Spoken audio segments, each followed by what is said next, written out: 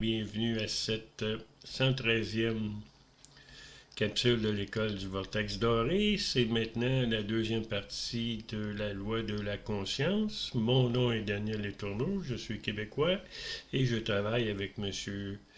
Jean-Luc Tauon du Mali. Maintenant, aujourd'hui, j'aimerais parler de la conscience consciente. Notre but dans la vie, notre vrai but, c'est pas de gagner de l'argent, c'est pas de travailler, c'est pas de regarder la télé, c'est pas d'accumuler des biens. Nous sommes la source en miniature. Nous sommes au-delà du plan de l'âme. Et notre soi divin utilise le corps d'une âme, qui est comme le volant d'une voiture, et utilise un corps du subconscient, un corps mental, un corps causal, un corps astral et un corps physique pour apprendre à aimer. Lorsque notre soi divin a appris à aimer, alors on obtient ce qu'on appelle la conscience consciente. Ça veut dire que on est au-delà, notre conscience est au-delà des mondes inférieurs. Et dans notre troisième œil, on a la lumière blanche. Donc, aucune entité astrale peut venir nous embêter. Ensuite, notre chakra des oreilles est ouvert au son NU, qui est le son de la source cause première. Donc, quand on a la conscience consciente, on peut manifester des idées, des pensées. On peut manifester nos pensées. C'est pas nos pensées, c'est les pensées et les désirs de la source cause première. Lorsqu'on n'est pas quelqu'un qui est la conscience consciente ou quelqu'un qui est connecté avec l'âme qu'il est, on manifeste des pensées négatives et on manifeste des pensées positives et cela nous crée du karma. C'est ça qui nous tient dans les mondes inférieurs, dans le monde physique, et on doit apprendre à aimer. Lorsqu'on a appris à aimer, bien notre soi divin n'a plus d'intérêt à vivre sur Terre. Alors, ce qu'il fait, c'est qu'il laisse la source utiliser le corps physique. Donc, il peut faire des choix. C'est la source qui fait ses propres choix, qui posture et qui a le libre arbitre. Le libre arbitre, on ne peut pas l'avoir si on est dans la 3D, dans notre corps physique, et on cherche les choses matérielles. C'est impossible. Impossible. Quand on est dans les lois de la matrice 3D, on ne peut pas être libre. Parce que c'est la matrice qui pense pour nous, qui agit pour nous, qui a des croyances pour nous et qui parle pour nous. Maintenant, j'aimerais parler des différents types de conscience sur Terre. La première conscience, la plus basse, c'est lorsqu'on dort. Alors, notre corps physique, il tourne en rond, il bouge un peu, on a des rêves. Et puis, c'est très limité comme conscience dans le physique.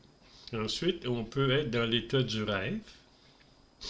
Lorsqu'on rêve, bien, on reçoit de l'information de la source cause première ou de notre âme ou de notre soi divin pour régler des problèmes dans notre vie. Mais les problèmes, c'est pas nécessairement physique. Ça peut être mental, ça peut être sentimental, ça peut être émotionnel.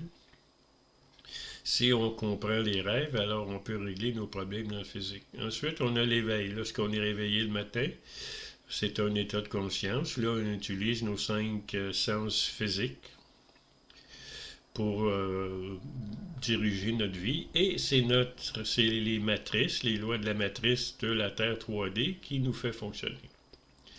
En utilisant les lois de la matrice, bien, on se crée du karma négatif ou positif, et puis on reste emprisonné sur cette planète.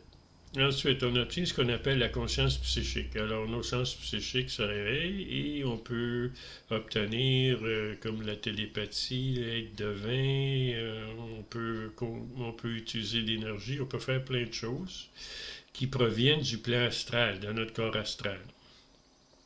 Ça, c'est une bonne place pour se créer du karma négatif. Oh boy. Bon, ensuite, on a ce qu'on appelle l'illumination, ou l'état christique. Il n'y a pas juste eu un Christ sur cette planète. Bouddha en était un, Christ, il y en a d'autres qui ont obtenu l'état christique, et puis il y en a beaucoup qui ne le savent pas. Les religions ont énormément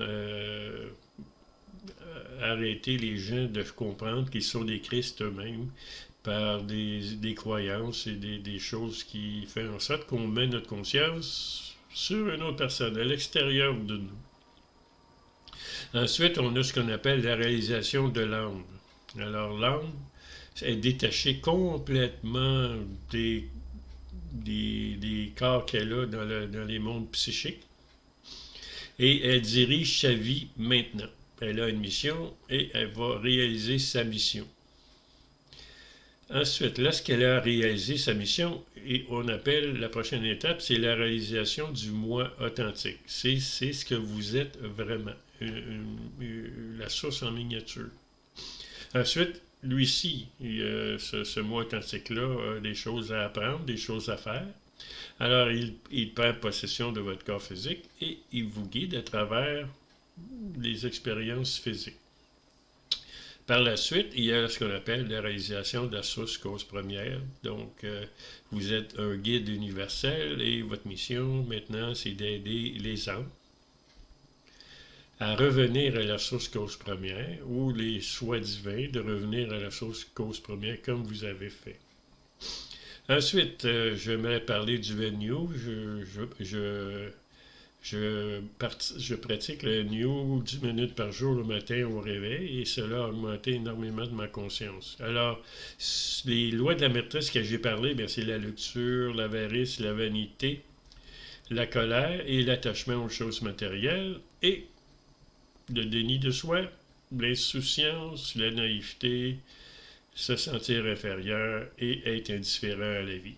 Lorsqu'on atteint la conscience consciente, alors, on utilise la patience, le contentement, l'humilité, le discernement juste et équitable.